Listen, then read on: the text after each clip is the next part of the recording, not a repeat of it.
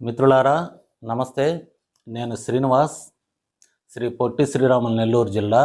GORT number 459 2002 notification recruitment ద్వారా విధుల్లో join అయ్యి 1/4/2024 రెగ్యులర్ కాబడినటువంటి ఎంపీహెచ్ మేల్ క్యాడర్. మన నోటిఫికేషన్ కూడా 2004కి ముందు ఉన్న విషయం మనందరికీ తెలిసిన విషయమే.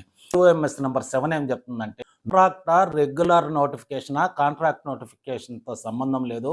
2004కు ముందు నోటిఫికేషన్లో ఉండి ఉద్యోగాల్లో జాయిన్ అయినప్పుడు వీళ్ళందరికీ కూడా సిపిఎస్ వర్తించకుండా ఓపీఎస్కి వీళ్ళందరూ అర్హులని చెప్పి తీర్పు ఇవ్వడం జరిగింది.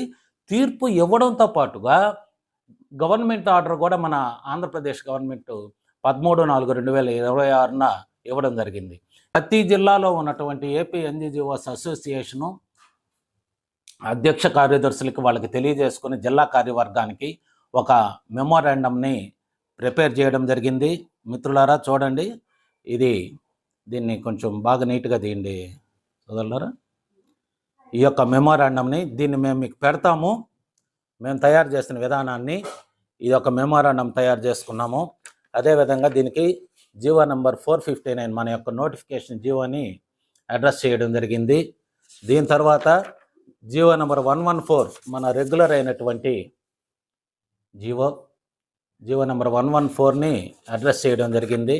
ఆ తరువాత GOMS number 7 3/4/2026 school education department ఇవ్వడం జరిగింది. దీన్ని అడ్రస్ చేయడం జరిగింది. అదేవిధంగా 21/4/2026 స్కూల్ ఎడ్యుకేషన్ డిపార్ట్మెంటల్ మెమో ఇవ్వడం జరిగింది. వృత్తి విద్యా బోధకుల క్రమబద్ధీకరణకు ముందు సర్వీసు పరిగణనకు ఉత్తర్వులు. కాంట్రాక్టు కాలాన్ని సర్వీసుగా పరిగణించాల్సిందే. పింఛను ప్రయోజనాలు కల్పించాలి. సిపిఎస్ ఉత్తర్వులు వారికి వర్తించవు. వీటన్నింటినీ అడ్రస్ చేసుకుంటూ వీళ్ళు ఎప్పుడు జాయిన్ అయ్యారు, వాళ్ళు ఎప్పుడు జాయిన్ అయ్యారు, వీటన్నిటిది నా పని కాదు, నాకు అవసరం అంతకంటే లేదు. 459 జీవో 2002 నోటిఫికేషను 1/4/2024 రెగ్యులర్ కాబడిన దీని వరకే నేను అడ్రస్ చేయదలుచుకున్నా.